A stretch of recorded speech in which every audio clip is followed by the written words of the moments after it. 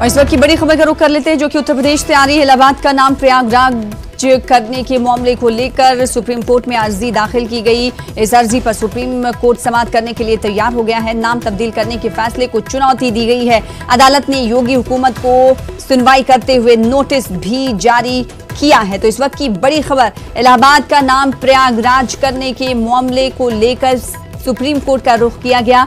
Supreme court अर्जी पर समाअत करने को लेकर तैयार है। नाम तब्दील करने के फैसले को चुनौती दी गई है। अदालत ने योगी हुकूमत को इस हवाले से नोटिस जारी किया है। तो इस वक्त की बड़ी खबर, इलाहाबाद का नाम प्रयागराज करने के मामले को लेकर सुप्रीम कोर्ट में अर्जी दाखिल की गई। इस अर्जी पर सुनवाई के लिए सुप्रीम कोर्ट तैयार हो गया है और इस अर्जी का जवाब देने के लिए भी योगी हुकूमत को सुप्रीम कोर्ट ने कहा है।